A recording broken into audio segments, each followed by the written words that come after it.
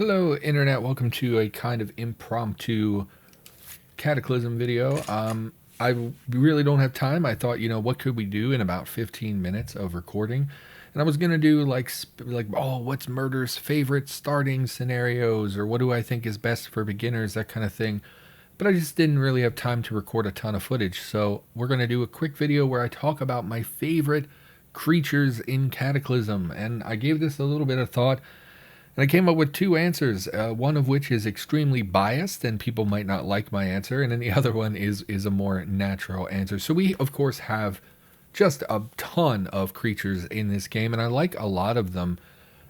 Many of them are simple, but they're world-building type stuff. Like, I like that we have a huge variety of normal dogs, like non-zombies, just regular dogs. We incorporate a lot of different species and things. And one thing that Cataclysm really has going for it is variety, and I love so many of the creatures and things. But if I'm being honest, there is one group of creatures that is more important to me than the others, and that would be the Headless Zombie variants. Not the Headless Zombies specifically. My favorite creature is probably the Skull Zombie. So we're going to take a look at them really quickly, and I'll give you a little bit of, what are they? They're not headless, brainless zombies.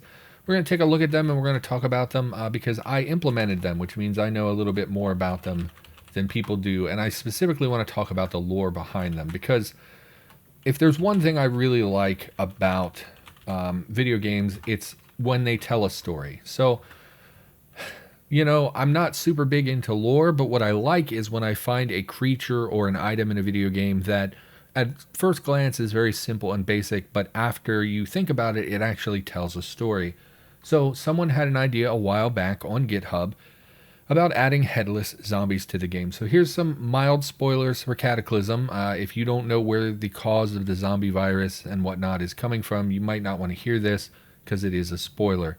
So turn off now. But for the rest of us who already know the lore, we know that the thing moving behind the scenes with zombies is the Blob. And the Blob is kind of a mysterious foreign entity that does a lot of kooky things.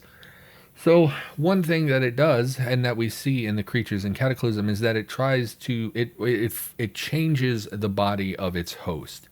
So we see things like juggernauts and hulks that obviously, maybe they start out as a bulky human being, but over time they mutate into a mass of muscles, and they just kind of grow into this huge hulking form that's preposterously large. We see forcible mutations in lots of creatures in the game, and we see the Blob change people over time. In fact, now that we have feral humans, we can see that it's not always just zombies, it's human beings as well that it has an impact on even before death.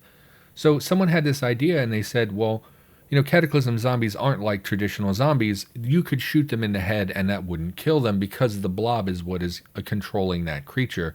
And the Blob doesn't, as far as I understand, the Blob doesn't actually need the brain in the creature. So someone suggested, well, why don't we have zombies where they got shot in the head and they keep coming?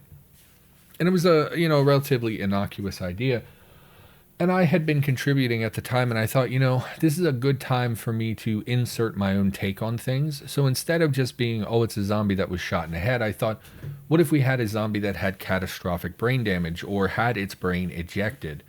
There are, obviously in real life, situations in car accidents and headshot victims and things like that that eject the brain from the body. And so I worked on that idea starting with a creature that had some sort of catastrophic damage to the skull. So the headless zombie, or rather the brainless, I did rename them partway through. Someone suggested I rename the zombies, so that's why they are brainless and not headless. And it makes more sense because they're not necessarily headless. So this is a zombie like any other, except that its features and skull have been devastated. It's unclear what caused the damage, but between the scraps of flesh you can see that its face and brain are gone, though its ears are intact. So this creature has had its head blown off, essentially. Its face and skull have been severely damaged, and although it's not explicitly stated, the brain is gone for the most part. Oh, it does, in fact, explicitly say the brain is gone.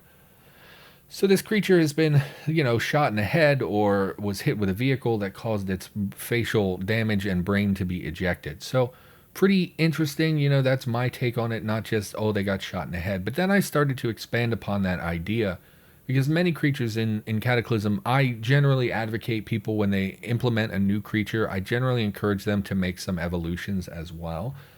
It's just better when we see kind of a new line of zombies as opposed to one. So I started working on the idea, like, what would happen with the Blob if a creature had its head blown off? Well, the Blob would probably, in some capacity, try to reconstruct that damage, try to repair that damage, is my interpretation, because we do have creatures in the game that have pretty significant regenerative abilities, and something that the Blob does is cause people to regenerate. So I thought, well, it's not really working with, a face and a brain anymore, but maybe it has ears still. So I expanded that into the listener zombie, which was supposed to be an ejected brain zombie that over time the Blob is repairing it, and because it no longer has senses the way that a human would, smell, taste, all that sight, good stuff that we have, it would focus on hearing to try and pick up its prey and chase it down. So that evolved into the listener zombie, which is just a zombie with big old ears on him. The head of this zombie was once obviously destroyed. The gaps in its face are now filling with a peculiar goo. Human ears hang from the sides, enormous and unsettling. Thin slits at the front suggest it may be able to see. So at this point, I did return their vision. Brainless zombies are blind. They can only see one tile away from them. As we progressed, people were complaining a lot about how useless it was to have a zombie that can only see one square around it. Obviously, I liked that idea because it was makes sense from a roleplay perspective. It's blind, its eyes are removed. But because of people complaining, I decided that the second tier should have some vision. So I gave them a very low vision, implying that their eyes are being reconstructed. And again, they have really large ears because that's their main source of tracking down prey and finding their next victim. If enough time passes, the Blob will continue reconstructing the face, and eventually we get the skull zombie. This creature's head is a hideous gray skull formed of human bone fragments and some sort of goo. Jagged teeth are visible as the thing works its jaw, and disturbingly human, lidless eyes stare at you from their sockets. The thing's fleshy ears are 4 sizes too large and droop under their own weight. So again, focus on ears and focus on the reconstruction of the skull. So because of that, hopefully that all makes sense. Hopefully I'm not just rambling. Because of that, I really was drawn to the skull zombie. I really like the idea of the Blob trying to reconstruct the skull from scratch and not really getting everything right. Like the eyes are kind of bug-eyed. The ears are still too large because of their necessity in the mid-tier. And just, I really like the idea, like, of just a big, kind of like Red Skull from Captain America. It's just a skull, essentially. Only this one would be, like, gray or blue. I'm not sure what color the Blob is supposed to be. Do these have, I wonder what these look like in Altica, because I was really unimpressed, like, not to be rude, but, like, I didn't love these tiles. When they were implemented, I thought, it's creator's bias. I thought, like, man, I made something really cool, and then the tile set was pretty basic. I am on Undead People. I was working on a side project. I usually play Altica. So let's take a look at these in Altica. Oh, they don't have tiles. Okay. I mean, at least the headless one is properly headless. People do bring that up sometimes. They'll say, why does the headless zombie have a head? And the answer is because it is not really headless. It is just brainless, having suffered catastrophic head damage. But, yeah, I guess these don't have a tile. That's really disappointing. The skull zombie, I love it. I know I made it, and I know I'm biased, but, like, it's just such a cool concept to have the Blob trying to reconstruct a creature. And because it is a foreign entity, it's not getting everything right, The bug eyes in particular. I don't know. In my head, it's a very spooky-looking, scary creature. Okay, we've rambled about it enough. So let's talk about my actual other favorite zombie, because again, I feel like it's cheating to give you one that I am personally responsible for creating. So let's go back to Undead People, because this is why I like this creature.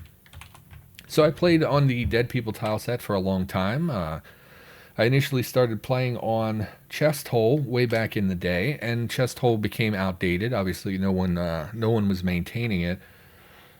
And the Dead People tile set sort of emerged as the dominant tile set. And one of the monsters in particular stood out to me, and that would be the Skeletal Juggernaut, which was in my opinion, the best tile in the tile set. There's just something about this big, beefy skull boy that's like a Hulk and sharp, just bony boy. I absolutely loved this tile.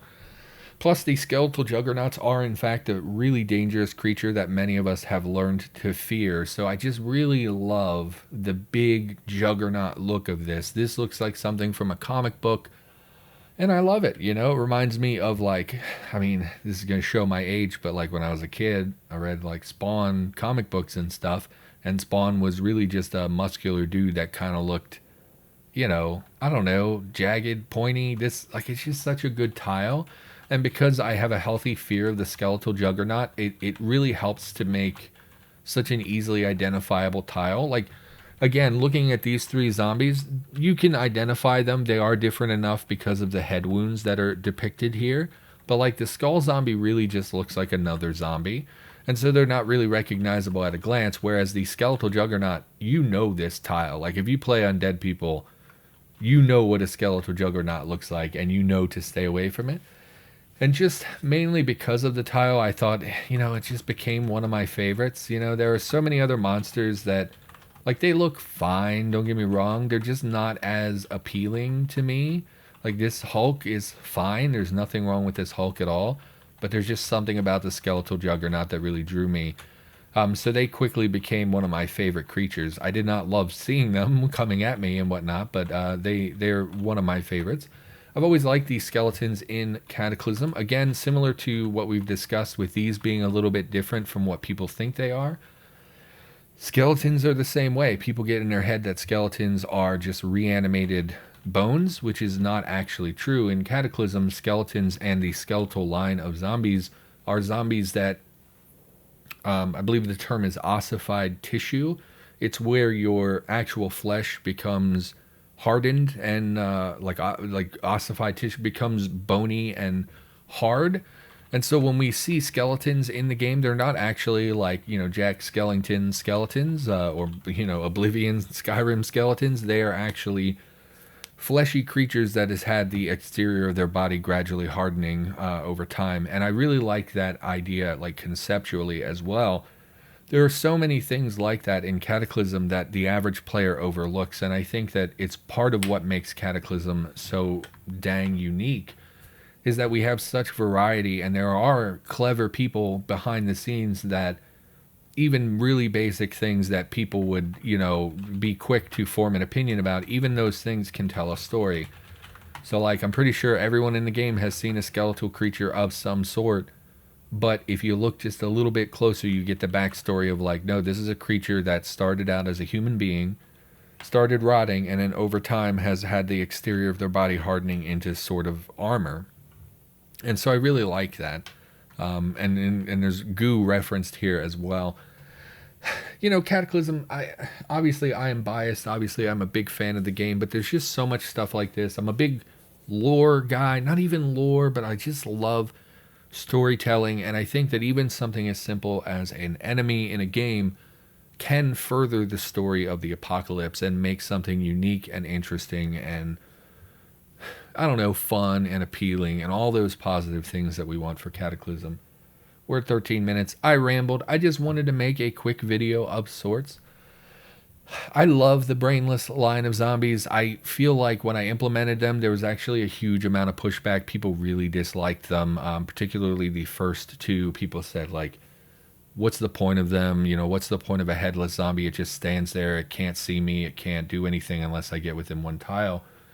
And in my mind, it was a very simple, straightforward, well, this builds the story of the world. This creates a unique creature that did not exist before, and tells a story as to how it became this way, right? You know, it implies a car accident or, you know, a headshot. Maybe this person suicided to try and avoid becoming a zombie without realizing that they were already infected and that the blob could still use its corpse as a tool to hurt other people. So, like, I just love that backstory type stuff. And the listener, again, there was a very clear progression in my mind of this is the victim of something catastrophic. This is the blob trying to work with the mess that was left behind, trying to listen for enemies, trying to gradually reconstruct the skull. And then here we have a fully fleshed out zombie that has had its skull reconstructed and is now a pretty damaging killing machine. There are more powerful creatures for sure. When I made these, I based them off of the what's the swimmer upgrade? The ones with the alligator face. Is it for alligators? Is that what I'm thinking of? No. It's I can't think. The man gators, I think they're called in the files. I don't know what their name is in the game off the top of my head. But that was the basis, similar armor, similar damage output, things like that. And I just love these creatures. I don't know. I don't know. Maybe I'm definitely biased. Anyway, that we should wrap this up. This has already been rambly. Again, I know content's been a little light on the channel. I do want to get back to Cataclysm content. Just haven't really had time. The holidays have been really taking a toll on me, and obviously I had a lot of difficult family stuff going on, still going on. So everyone, thanks again for bearing with me, and hopefully you enjoyed hearing me ramble about the Headless Zombies. But also the Skeletal Juggernaut. Pretty cool. Look how cool this damn tile is. It's the best tile in Undead People, in my opinion. But anyway, let's wrap this. So everybody, thanks, and I'll be back with something else in the near future. Thanks for watching. See you next time.